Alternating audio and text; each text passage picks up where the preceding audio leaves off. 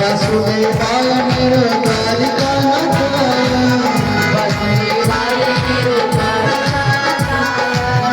वासुदेवाय मेरो रंगनाथाय वासुदेवाय मेरो रंगनाथाय वासुदेवाय मेरो जगन्नाथाय वासुदेवाय मेरो जगन्नाथाय वासुदेवाय मेरो रामचंद्राय वासुदेवाय मेरो रामचंद्राय ओम नमो भगवते वासुदेवाय ओम नमो भगवते वासुदेवाय ओम नमो भगवते वासुदेवाय ओम नमो भगवते वासुदेवाय वासुदेवाय मेरो राम वल्लभाय वासुदेवाय मेरो राम वल्लभाय वासुदेवाय मेरो गोपी रमणाय वासुदेवाय मेरो रंगनाथाय वासुदेवाय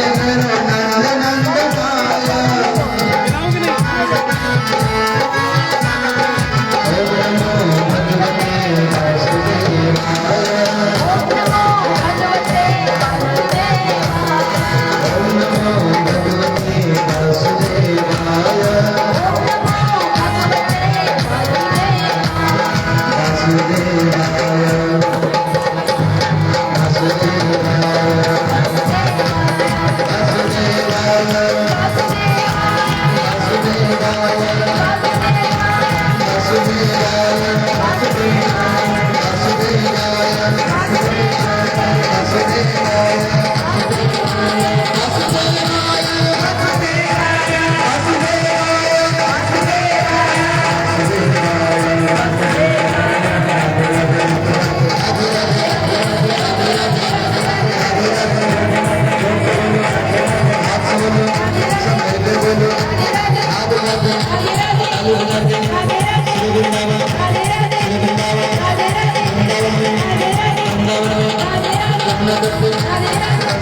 वासुदेवाय ओम नमो भगवते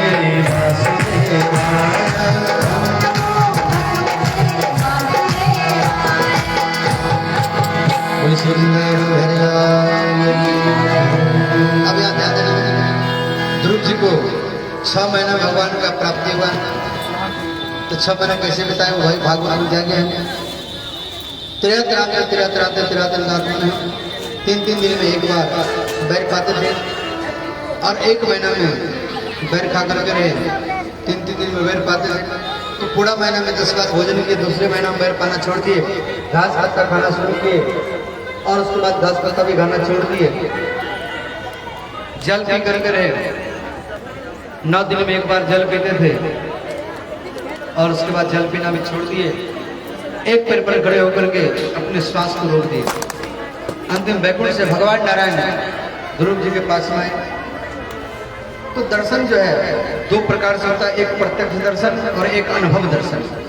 तो प्रत्यक्ष दर्शन में आमने सामने और अनुभव दर्शन जैसे भगवान आपके सामने खड़े हैं और आंख आप बंद किए हुए हैं, देख रहे हैं भगवान को, तो ये अनुभव दर्शन कर रहे हैं।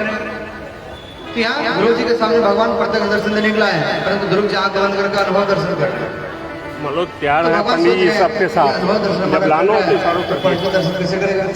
तो मूर्ति जो बैठाए थे उन्होंने योग माया के द्वारा हटा दिया। तो ध्रुव जी का आंख खुला भगवान ठीक है के बारे में श्री नारायण जी बताए थे। शिवश्याम घनश्याम पुरुषो बनवालियो संघ चक्र गदा पद्मो अवरुद्ध व्यक्तम चतुर्भुजम। तो भगवान के 4 भुजा है, चक्र है, गदा है, पद्म है, शंख है। इस चिन्ह को जब देखे ध्रुव जी तो भगवान को पहचान लिया। अब सोच रहे मैं स्तुति कैसे करूं, तो भगवान यहाँ देख रहे हैं, स्तुति करने के लिए सोच रहा 5 वर्ष का बच्चा है, स्तुति क्या करेगा, मुझे ये स्तुति करना पड़ेगा और मैं ये स्तुति करूंगा, इनके अंदर में रगड़ के और मैं ये सुनूंगा। तो अंतिम में भगवान नारायण को दर्शन दिए और बोले आपको मेरा दर्शन हो चुका है, मैंने आपके लिए ध्रुव लोक बनाया है, आप पृथ्वी पर 36,000 वर्ष तक शासन करेंगे और फिर आप ध्रुव लोक में आना। भगवान नारायण पर ध्यान हो गए और उसके बाद में ध्रुव जी अपने घर में आ रहे हैं। नारद जी आकर के उत्तानपाद महाराज ने बताया कि आपके पुत्र जो है भगवान को प्राप्त कर चुका, आप नगर को सजाइए। तो नगर को सजाए उत्तानपाद महाराज और अपनी पत्नी सुनीति को मिलाए। तो ध्रुव जी आए तो सबसे पहले छोटी माँ के चरण प्रणाम किए और उसके बाद पिता के चरण प्रणाम किए, फिर माँ के चरण प्रणाम किए। ध्रुव जी कह रहे हैं उत्तानपाद महाराज ये बेटा पहले आपने छोटी माँ के चरण प्रणाम क्यों किया? तो कह रहे पिताजी छोटी माँ के कारण आज मुझे भगवान का दर्शन हुआ है, इसीलिए मैंने अपनी छोटी माँ के चरण प्रणाम किया। छोटी माँ अगर आज नहीं गई तपस्या करने के लिए जाने के लिए तो आज मुझे भगवान का दर्शन नहीं होता। जहाँ पर कृपा राम को हुई वहाँ पर कृपा करे सब।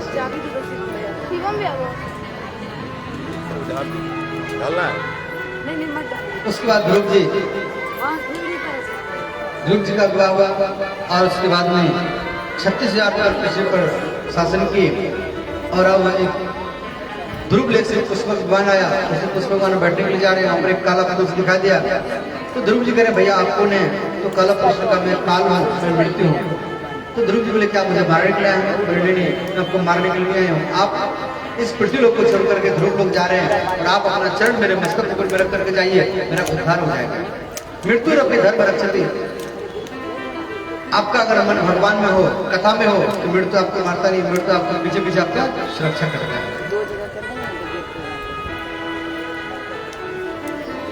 उसके बाद में अमरीश नाम के एक राजा थे और उनके पास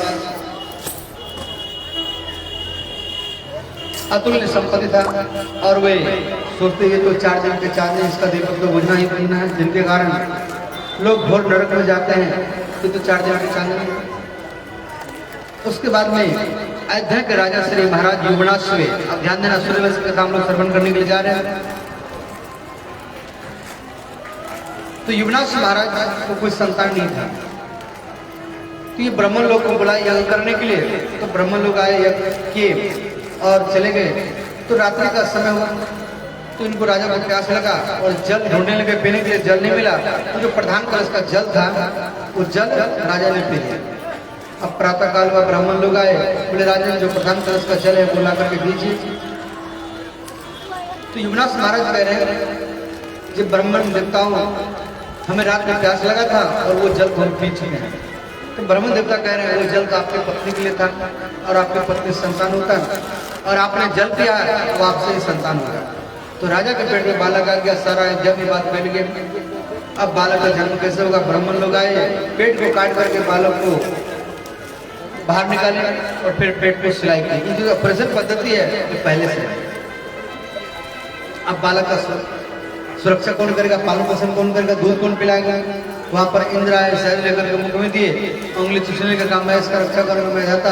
उसी बालक का नाम रखा गया मानधाता। बोल श्री मानधाता महाराज की। अयोध्या के महान पराक्रम राजा मानधाता महाराज जो कि पुरुष के पेट से जन्म लिए थे और इनके 50 कन्या हुए। तो एक सोबरी राम के ऋषि थे यमुना के बिहार में, यमुना के जल बिहार कर रहा था। एक मछली के बिहार को देखकर मन में इच्छा हुआ मैं विवाह करूं। ये सीधा अयोध्या में पहुंचा मानधाता महाराज के पास में, बोले राजा मुझे विवाह करने का इच्छा है। तो मानधाता महाराज से वृद्ध हो चुका है, इनको कोई कन्या पसंद करेंगे नहीं और मैं मना करता हूँ कि मुझे अभिशाप देंगे।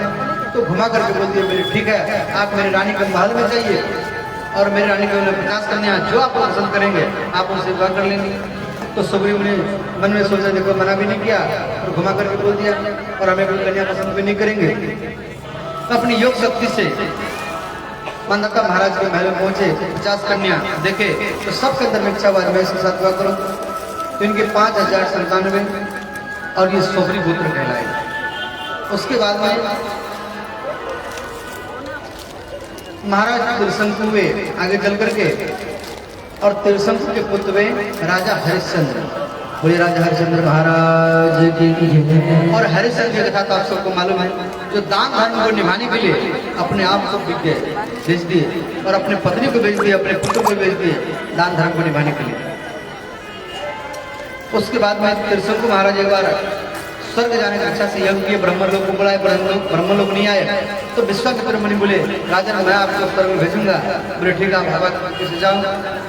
तो स्वर्ग की ओर जाने लगे। तो इंद्र सोचा ये काला काला कौन आ रहा है, ऊपर से धक्का लगा दिए तो नीचे गिरने लगा। और उसके बाद में पैर ऊपर की ओर मस्तक नीचे बोल गया, मुख से लार टपकने लगा। और उसी लार से टपकने से एक नदी बन गया, जिस नदी का नाम पड़ा कर्मनाशा नदी। ये बक्सर और मुगल सराय की ओर आप जाएंगे तो आपको ये कर्मनाशा नदी मिलेगा। सूर्यवंश की कथा आप सुन रहे हैं। हरिश्चंद्र के बाद में सगर हुए और सगर महाराज 100 अश्वमेध यज्ञ करने का संकल्प लिया। जो 100 अश्वमेध यज्ञ करता है वो इंद्र बनता है। तो ये 99 अश्वमेध यज्ञ कर चुके थे। 100 अश्वमेध यज्ञ घोड़ा को छोड़े तो इंद्र चोरी करके घोड़ा को लेकर कपिल भगवान पटिया में पास में बांध दिए। अंतिम में इनकी दूसरी पत्नी से पुत्र था जिसका नाम है अंशुमान। तो ये सब पुत्र घोड़ा को खोजने के लिए निकले। तो कपिल भगवान के पास कुटिया में पहुंचे तो देखे घोड़ा बंधा हुआ है। तो कपिल भगवान के ऊपर में हल्ला गुल्ला किया, देखो ये घोड़ा को बांध दिया है और आंख बंद करके बैठा है, ढोंगी है, पाखंडी है। और इस पर हल्ला गुल्ला करने लगे। और जैसे हल्ला के समीप कपिल भगवान का समाज टूट गया और जैसे जैसे 60 राजकुमार जल करके भस्म हो गए। तो ये दूसरी पत्नी से अंशुमान जो था, ये अंशुमान आए कपिल भगवान के पास में। तो कपिल भगवान बोले पहले गंगा माता बुलाओ तब इनका सदगति होगा। तो अंशुमान गंगा माता बुलाने के लिए कठोर तपस्या की, गंगा माता नहीं आई। अंशुमान का पुत्र हुआ दिलीप, वो भी गंगा माता बुलाने के लिए कठोर तपस्या की, गंगा माता नहीं आई। दिलीप महाराज के पुत्र भगरत महाराज, तो भगरत महाराज गंगा माता बुलाने के लिए कठोर तपस्या किए। तो गंगा माता इनको दर्शन दिए और गंगा माता 2 प्रश्न किए। जब मैं पृथ्वीलोक में जाऊंगी, ये पृथ्वीलोक लाने के लिए कठोर तपस्या कर रहे थे भरत महाराज। तो बार बार जब विनती किए भरत महाराज, गंगा माता 2 प्रश्न किए। मैं पृथ्वीलोक में जाऊंगे तो मेरा वेग सहन कौन करेगा? बोले आपके वेग को भगवान शिव सहन करेंगे। बोले सब हमारे जल में अपने पाप को धोएंगे तो इसके पाप को लेकर कहाँ जाएंगे? बोले आपके ही जल में कोई संत महात्मा वैष्णव लोग स्नान करेंगे और संतों के हृदय में, वैष्णवों के हृदय में भगवान का चरण चिन्ह होता है और वो पाप चरण पे टकरा करके समाप्त हो जाएगा।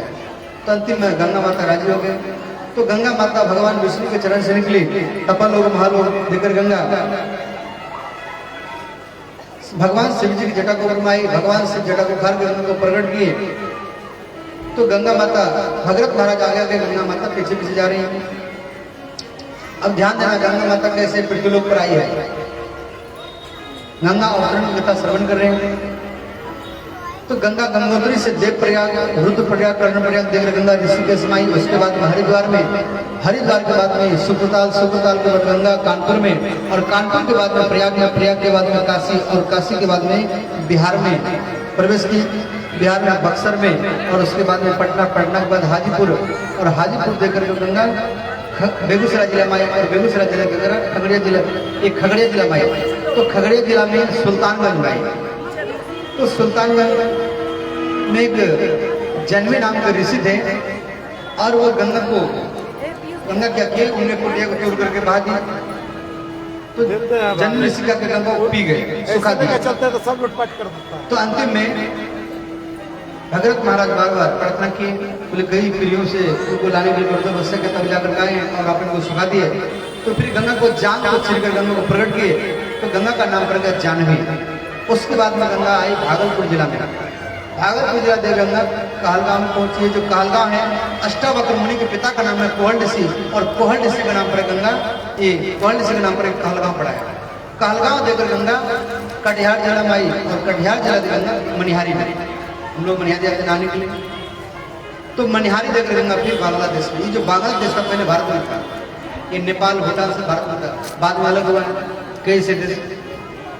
तो वहां जो 60,000 राजकुमार कपिल भगवान के पास में भस्म हो गए थे, और गंगा जल, जैसे गंगा वहां पहुंचे तो 60,000 राजकुमार का सदगति हुआ गंगा जल का स्पर्श से।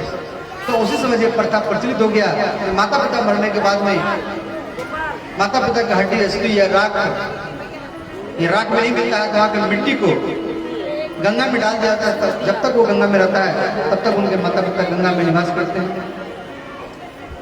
और गंगा नहाने का नियम भी दिया गया है। हम लोग गंगा नहाने के लिए जाते हैं तो पहले गंगा को प्रणाम करना चाहिए, आचमन करना चाहिए, सिर के ऊपर में जल को घुमाना चाहिए और फिर गंगा में प्रवेश करना चाहिए।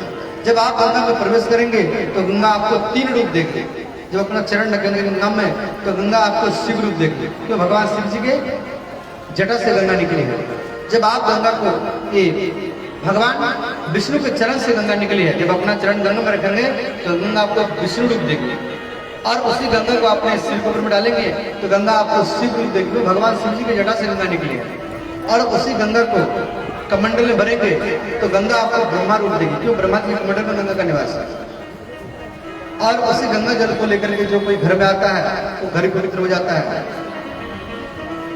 इस प्रकार का जो डायरेक्ट गंगा में प्रवेश कर जाता है उसको भैंसा स्नान कर जाता है। बोले गंगा महारानी की जय।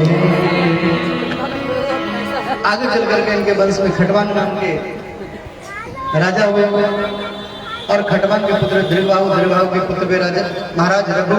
तो रघु के नाम पर रघुवंश हो गया, यदु के नाम पर यदुवंश हो गया। भगवान राम रघु कुल में आए तो राघव कहलाए और भगवान श्री कृष्ण यदु कुल में आए तो यादव कहलाए।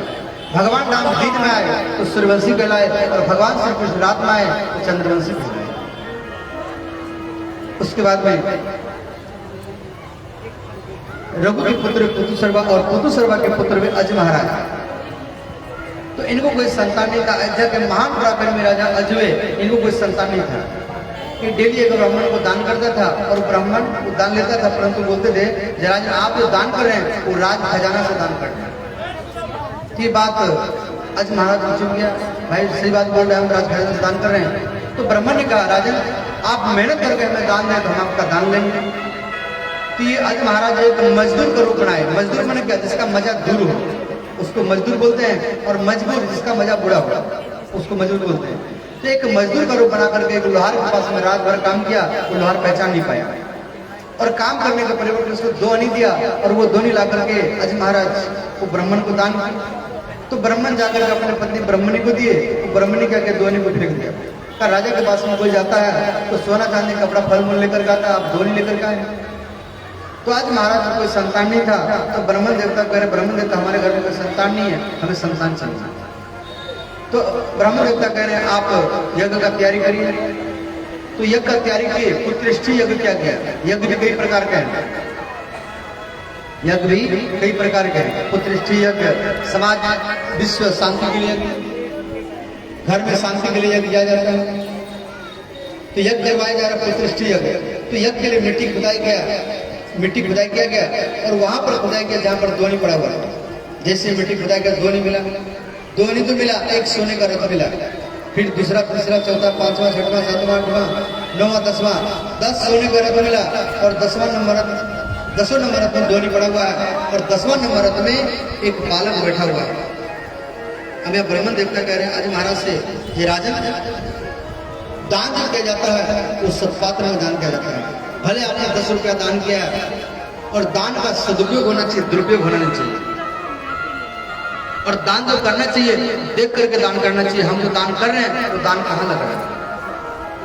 आपने भले 10 रुपया दान किया है और उसी दान को कोई दुरुपयोग किया है तो आपको भी दंड मिलेगा, दान देने वाले को भी और दान लेने वाले को भी दंड मिलता है। जो गलत मार्ग में लगा रहा है, बीड़ी सिगरेट वगैरह खा रहा है, इसलिए दान का दुरुपयोग होना नहीं चाहिए। अगर वो देने वाला देता है, लेने वाला दुरुपयोग करता है तो दोनों को दंड मिलता है। इसलिए दान देख करके करना चाहिए। हम जो दान कर रहे हैं तो दान कहाँ लग रहा है। यदि आपके दान को लेकर कोई घर में लगा रहा है या अनुष्ठान में लगा रहा है, मंदिर में लगा रहा है, आपका धन बढ़ता हुआ चला जाएगा। और वही दान का कोई दुरुपयोग कर रहा है, वही दान आपको दरिद्र बना देगा। इसलिए दान देख कर करना चाहिए। तो कह रहे हैं ब्राह्मण देवता कह रहे हैं महाराज आपने ब्राह्मण को एक दान किया और उसी दान करने के परिवर्तन आपको 10 सोने का रथ मिला है और 10वां नंबर रथ में एक बालक मिला है, इसलिए बालक का नाम रखा जाएगा दशरथ रथ। बोल से दशरथ जी महाराज की जय। तो दशरथ महाराज का जन्म कोई स्त्री की गर्भ से नहीं हुआ था, वो यज्ञ की मिट्टी खुदाई से तो क्या गया था उससे हुआ था। अयोध्या का महान पराक्रमी राजा दशरथ महाराज कि धीरे धीरे 15-16 साल के हुए तो कौशल राज का कन्या कौशल्या के साथ उनका विवाह हुआ। कश्मीर देश के राजकन्या है कैकेयी, तो कैकेयी साथ उनका विवाह हुआ। सुमित्रा देश की राजकन्या सुमित्रा, तो सुमित्रा के साथ में दशरथ महाराज का विवाह हुआ। 3 पटरानी है और 700 और पत्नी। ये कैसे हो गया?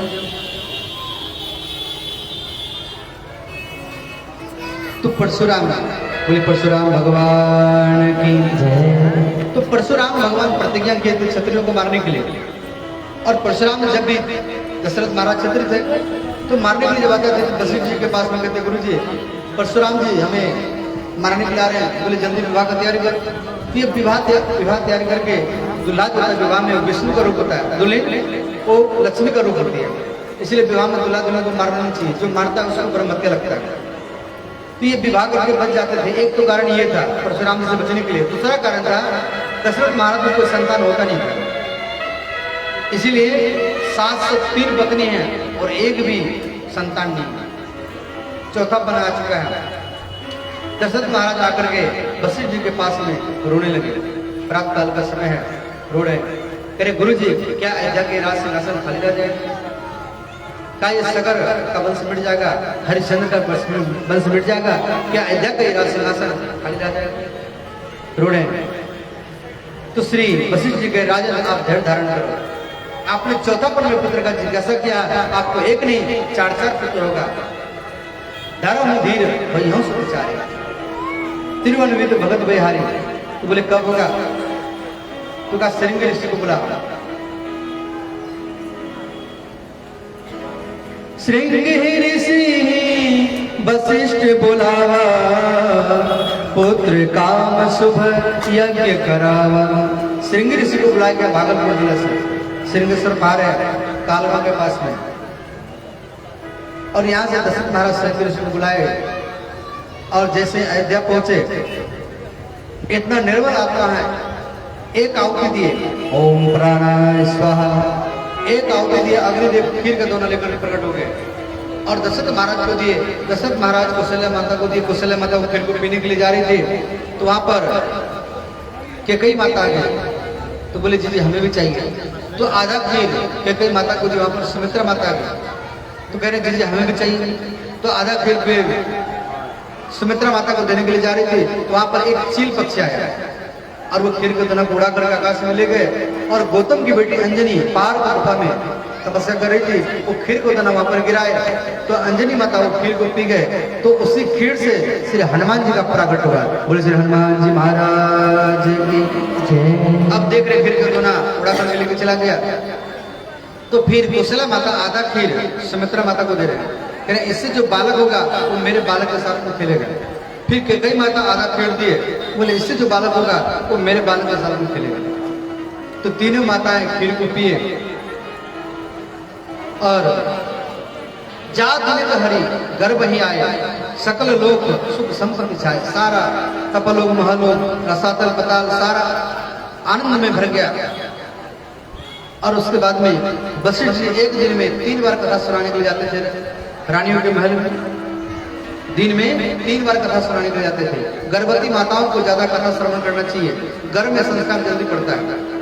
गर्भवती माताएं अगर भागवत सुन रही है तो उनका जो संतान होगा वही भगवान का भक्ति जन्म मिलेगा। गर्भवती माताओं को ज्यादा कथा श्रवण करना चाहिए। गर्भवती माताओं को ज्यादा काजल लगाना चाहिए, बच्चों में दृष्टि दोष होगा। गर्भवती माताओं को ज्यादा सोना चाहिए, सोएंगे बच्चे आलसी बनेंगे। गर्भवती माताओं को क्रिकेट देखना फिल्म देखना नहीं चाहिए, बच्चे भी क्रिकेटर फिल्म स्टार बनेंगे। संस्कार गर्भ से ही पड़ते हैं। उसके बाद जिन गर्भवती माताओं को सुंदर बच्चा चाहिए, घोड़ा बच्चा चाहिए, उसको संतरा खाना चाहिए, नारंगी खाना चाहिए, उससे घोड़ा बच्चा होगा। तो माँ जैसा चाहेगी ऐसा संतान को जन्म दे सकती है। उसके बाद में धीरे धीरे चैत्र मास शुक्ल पक्ष 9वीं तिथि आ गया। 9वीं तिथि मधुमास पुनीता, शुक्ल पक्ष अभिजित हरिप्रीता, मध्य दिवस शीतल धामा, पावन काल लोक विश्रामा। भगवान चतुर्भुज रूप में ओंकार चतुर्भुज में प्रकट हुए कौशल्या माता के सामने। बोले कौशल्या नंदन भगवान की जय। या कौशल्या माता भगवान का स्तुति किया।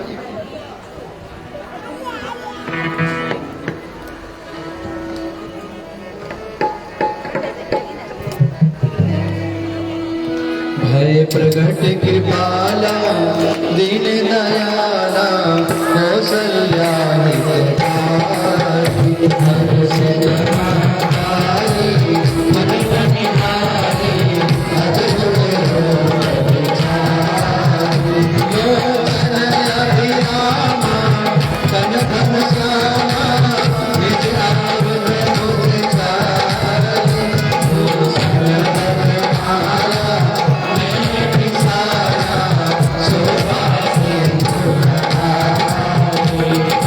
कोई कर जोड़ी आप भी तोड़ी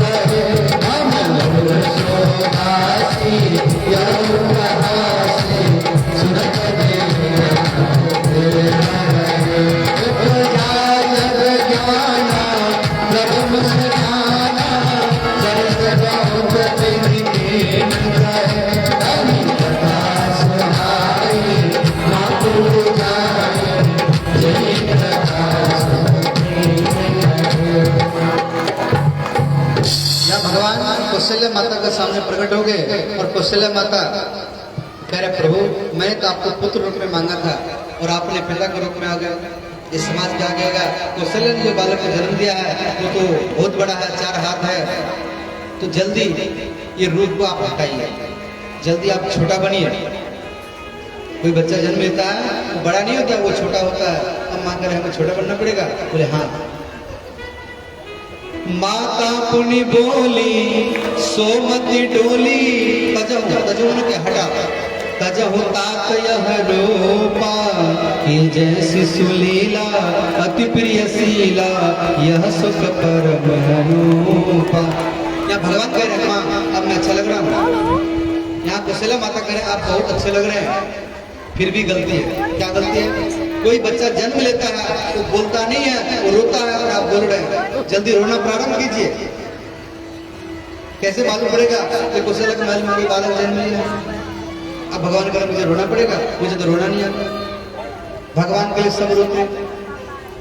भगवान के हम किसके लिए रोए? कैसे रोए? क्या कह रहे हैं? झूठ मूठ में कम से कम तो रोइए।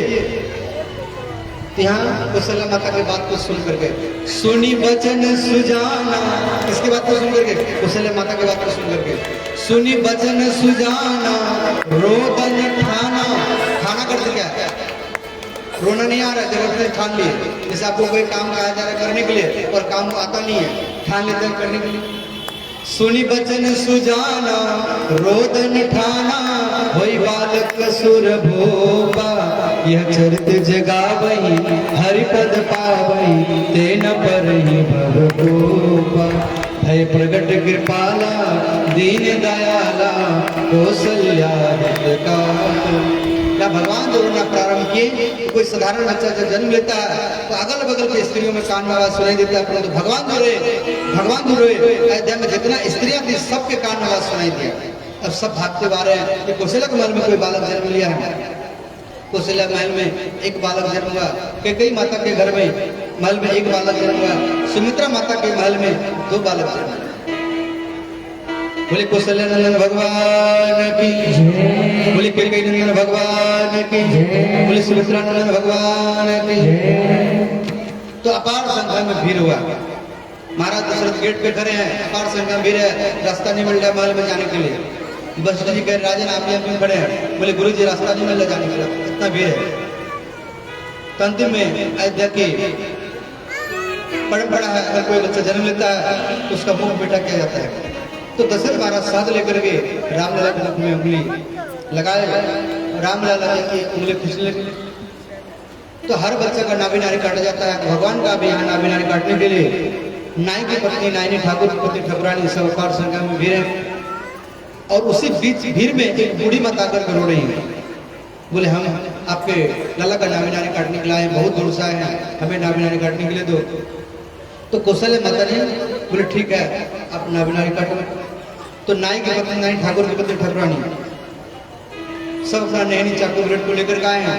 तो बूढ़ी माता क्या किया, जैसे ही रामला के नामी नारी में उन नैनी सटाए तो तुरंत रामलला का नामी नानी छोटा पड़ गया और फिर वो बूढ़ी माता रोने लगी।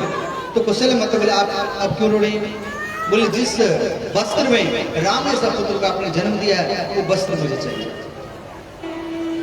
तो फिर दूसरी साड़ी बदल करके और उस साड़ी को फिर वो बूढ़ी माता को दी और बूढ़ी माता साड़ी लेकर के चली गई। ब्रह्मानी ठीक हो तो ब्रह्मानी ब्रह्म लोग चले गए अर्थात तो सरस्वती माता। तो सरस्वती माता के शरीर पर जो साड़ी है सफेद रंग की वो कौशल्या माता नहीं देती नामी नानी काटने को उपलक्ष्य। इसलिए विद्यार्थियों को चाहिए सरस्वती पूजा में वो सफेद रंग की साड़ी देना चाहिए।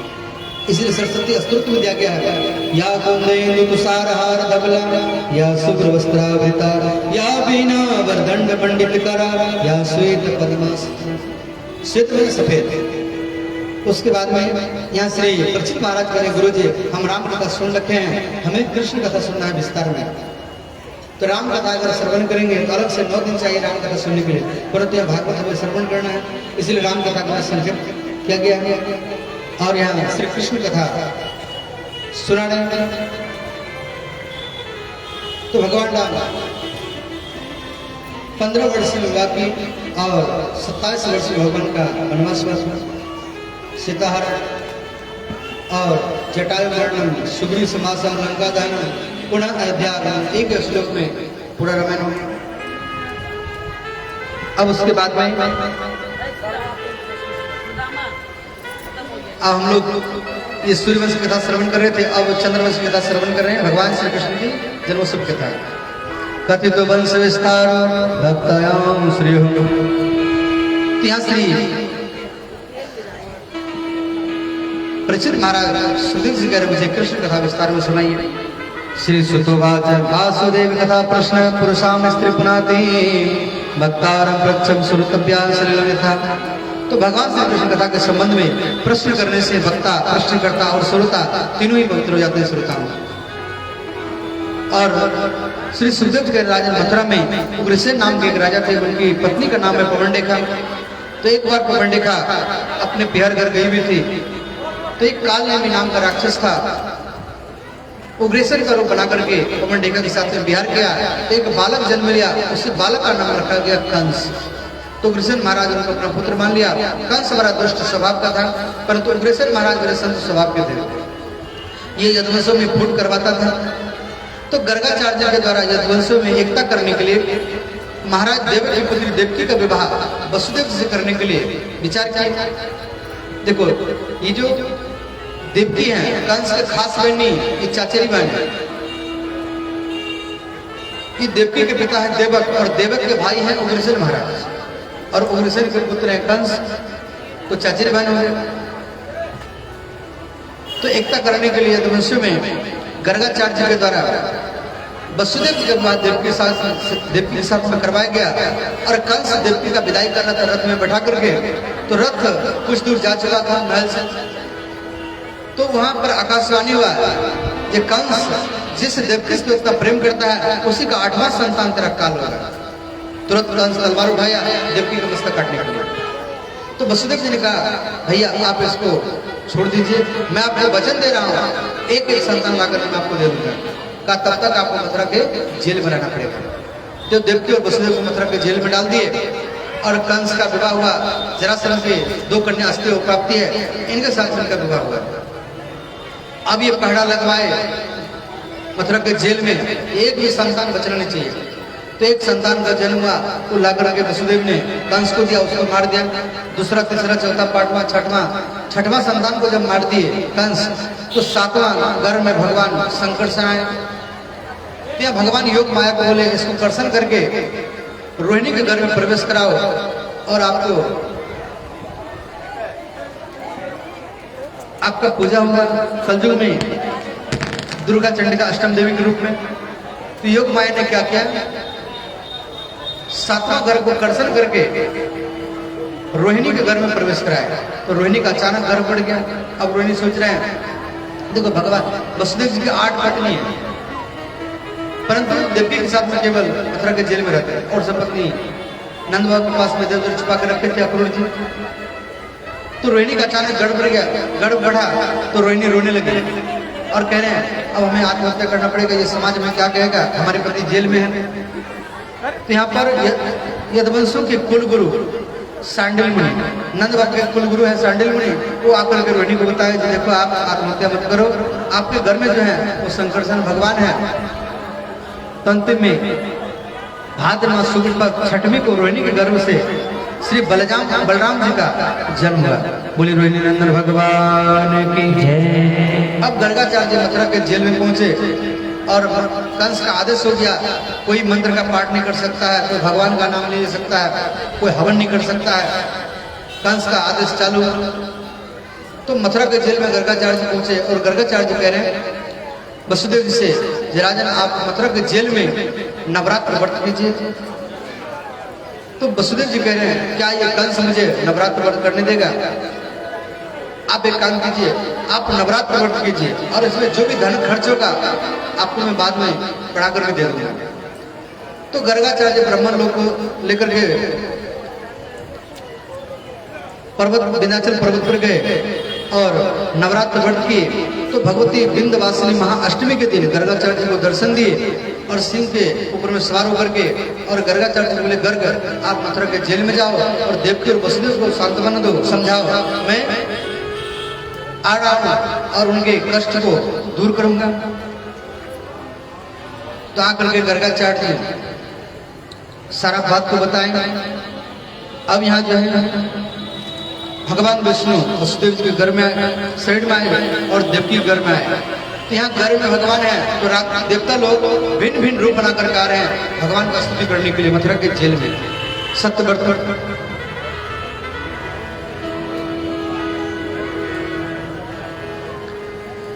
सत्यव्रतम सत्यपरम त्रिसत्यम सत्ययोनिम नियमतम च सत्य सत्य सत्यमृतम सन्निध्यम सत्यात्मतम शरणं प्रणपन्नः। यहाँ गर्भ स्तुति किया गया है। आप लोग भी हाथ जोड़ लीजिए। जिनको जेल से मुक्ति पाना है ये मंत्र का पाठ करेंगे आपको जेल से मुक्ति हो जाएगा। हाथ जोड़ लीजिए। भगवान मथुरा के जेल में देवकी माता के घर में ऐसा ध्यान करें और हमारे साथ में श्लोक का पाठ करेंगे।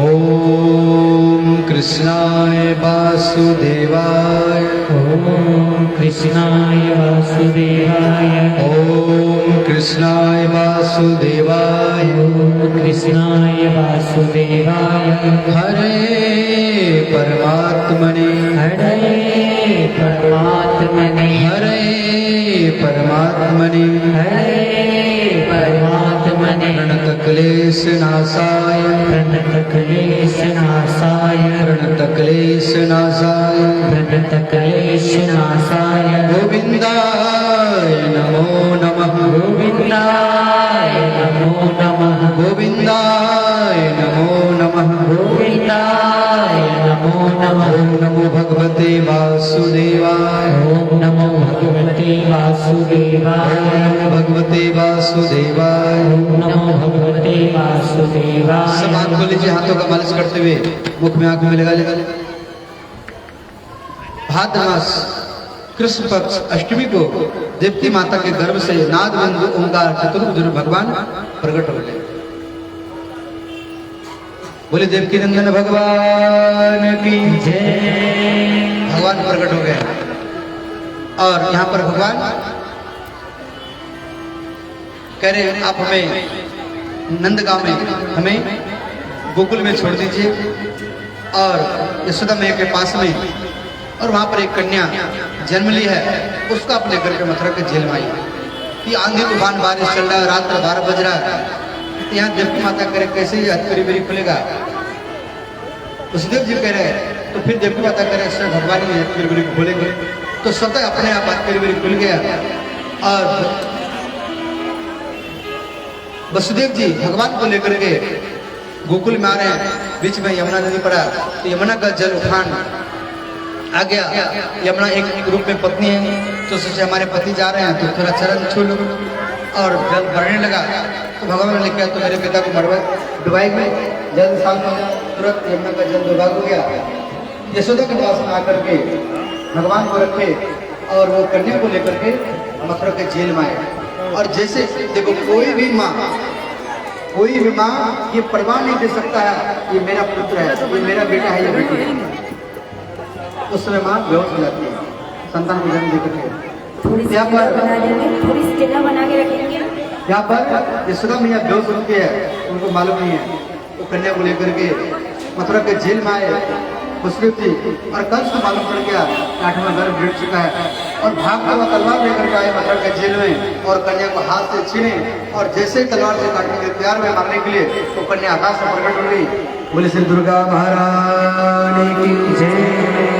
और आकाशवाणी की कि कंस को मुझे क्या मारेगा, तेरा काल जन्म ले चुका है।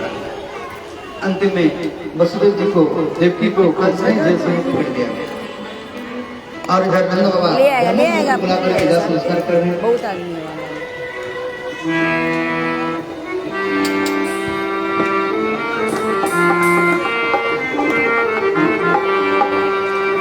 स्वागतम कृष्णा शुभ स्वागतम कृष्णा,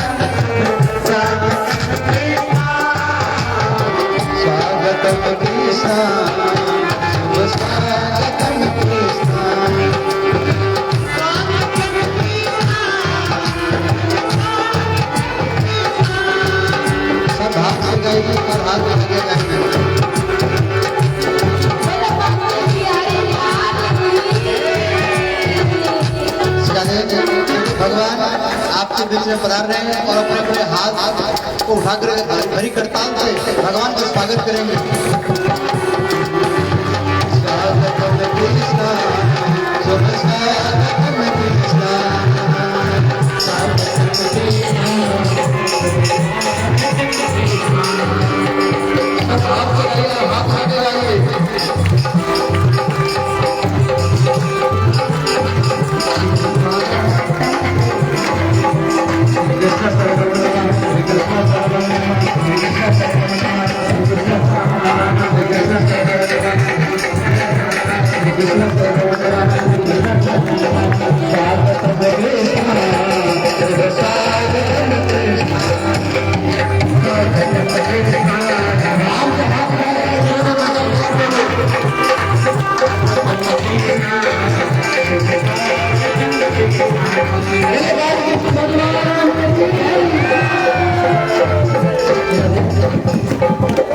देखो भगवान अंधियारी रात में आए थे, 12 बजे रात में थोड़ा संकेत हुआ था कथा में।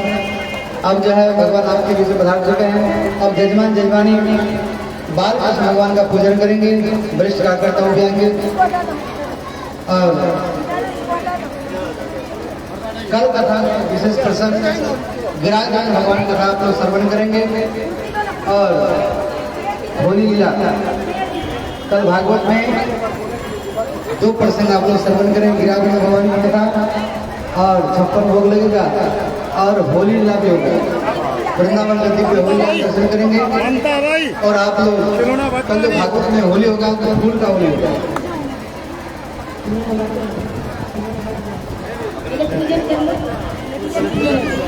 अरे कुर्सी दीजिए, कुर्सी दो, चेयर दीजिए ना पहले। कल भागवत में होली होगा, फूल का होली और अबीर गुलाल का होली। धूमधाम से कल हम लोग होली उत्सव मनाएंगे और अपने अपने साथ में 1 पैकेट 2 पैकेट अबीर और फूल, गेंदा का फूल है, जो फूल आपको उपलब्ध मिले लेकर के आएंगे और धूमधाम से कल होली उत्सव मनाएंगे। समझ गए? एक कथा और 56 भोग भगवान को लगेगा। एक प्रकार लाएंगे तो 56 का 101 प्रकार हो जाएगा। कढ़ी चावल, पकौड़ी, कचौड़ी, साग, अन्य प्रकार लाएंगे तो लहसुन प्याज नहीं मिलाना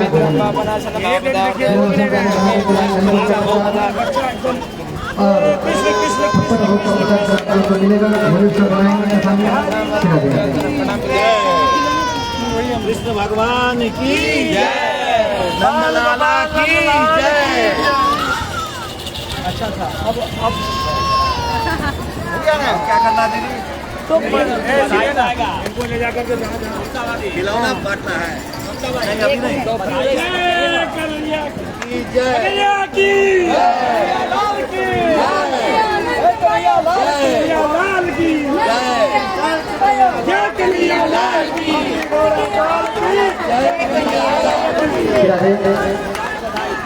अभी भगवान का पूजन हो रहा है, जन्मोत्सव मनाया जा रहा है। आज काफी भीड़ है और हमारे कार्यकर्ता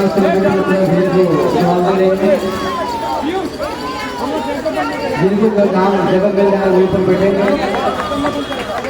और अपना सोना चांदी मोबाइल का ध्यान रखेंगे। गिर जाए तो उसका हमारा कोई जिम्मेदारी होगा, मन से अपना सामान का सुरक्षा से करेंगे।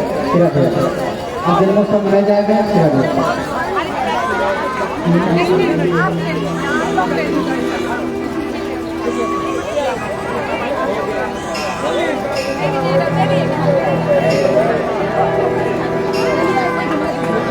और आप लोगों के अंदर में इच्छा है जब मैं भी बाल कृष्ण का मन पे जाकर पूजन करूँ तो सबको मन से बुलाना संभव नहीं है, इसलिए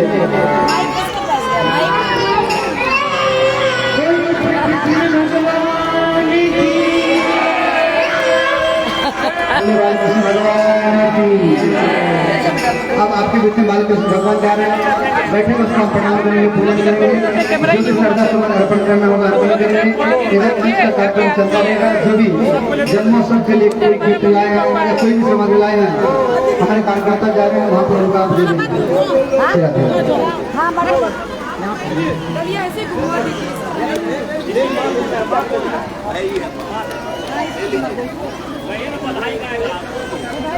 से जोरदार करता स्वागत करें। गिफ्ट दिए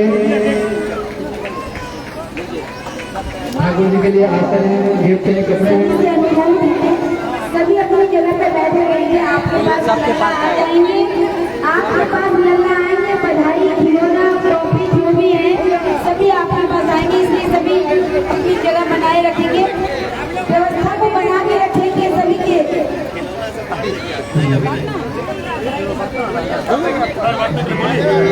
ममता भाई खिलौना बच्चा है, खिलौना बच्चा है। अगर कोई भी बच्चा खड़ा होगा तो उसको नहीं मिलेगा, इसलिए कि बैठे रहे। लोग पहुंच रहे हैं और सबके लिए है, सबको मिलेगा। कोई भी खड़े नहीं हो, सबको अपनी नहीं रोकिए, अपनी जगह में मिलेगा। बैठो, बैठ जाओ, वहाँ बैठो, बैठ जाओ, गाने दीजिए ना, बैठ जाओ अपनी जगह पे। कोई खड़ा नहीं होकर सब बैठ जाइए, अपनी जगह पे बैठिए, अपनी जगह पे बैठिए। सबको मिलेगा जन्मोत्सव का प्रसाद। हाँ, सबको खिलौना मिलेगा। अपनी जगह पे बैठिए। हमारे कार्यकर्ता जा रहे हैं बांटने के लिए। अशोक बाबू बीच में जाकर, अशोक बाबू बीच में जाके, पीछे जाके, पीछे अपनी जगह पे बैठे रहिए, सबको मिलेगा।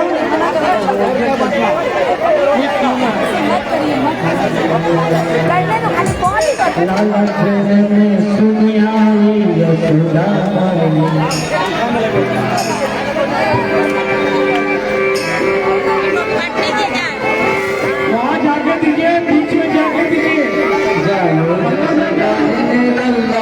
महल्ला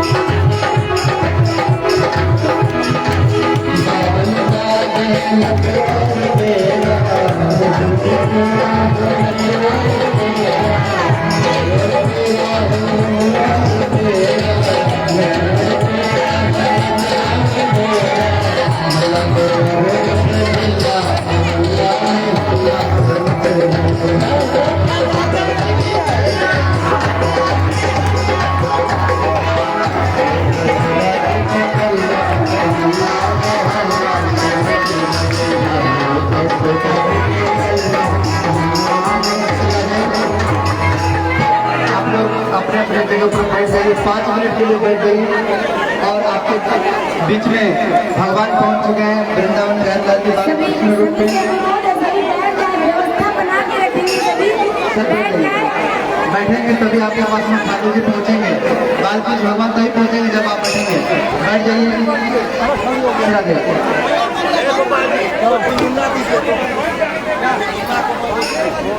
अपने अपने स्थान पर बैठ जाएं। बहुत अच्छे हैं माता लोग बैठ रहे हैं, बहुत अच्छे हैं ब्रह्मपुरी के माता लोग सब बैठ रहे हैं।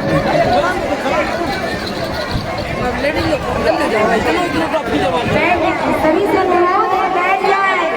ये भागवत किसी एक की नहीं है, सभी की भागवत है। व्यवस्था बनाए रखे, सभी बैठ जाए, तभी बधाई का आनंद आ सकता है। कन्हैया आपके पास आएंगे, बैठ जाए। अब कोई लुटाएंगे नहीं, अब कोई नहीं लुटाएंगे, जो भी लुटा रहे हैं बंद कर दें, नहीं लुटाएंगे। बंद कर दीजिए, आप अपने फीस में जाइए। अभी बहुत कुछ होना बाकी है, अभी आप लोगों के लिए बहुत कुछ है। कृपया अपनी जगह पर बैठ जाए, कृपया अपनी जगह पर बैठ जाए, बैठ जाइए, अभी बहुत कुछ होना है। नंद से आनंद भयो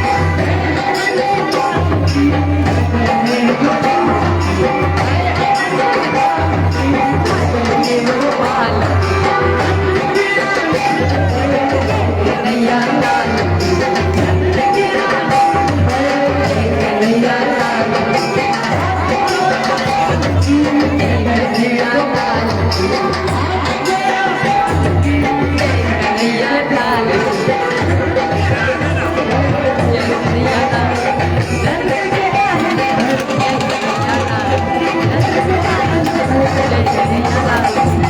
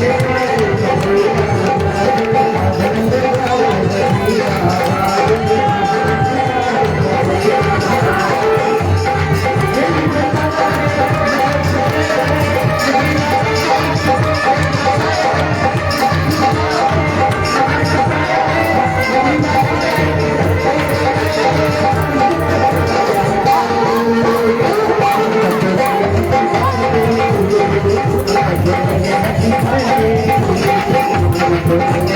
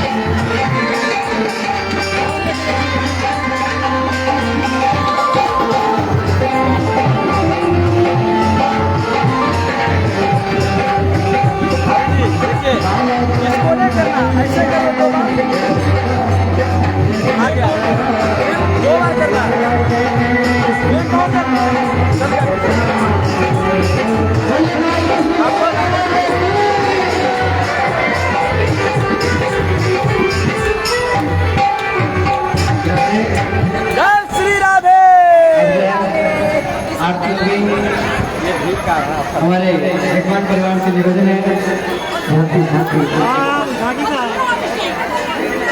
सब सजा हुआ है, गुरुजी सब सजा हुआ है।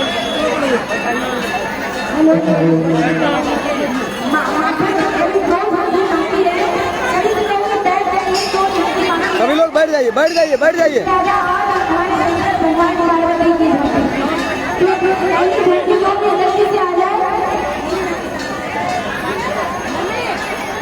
जो भी बच्चे तैयार हैं झांकी के लिए आ जाए, सभी से आकर बैठ गए एक बार शांति से हमारे लेके।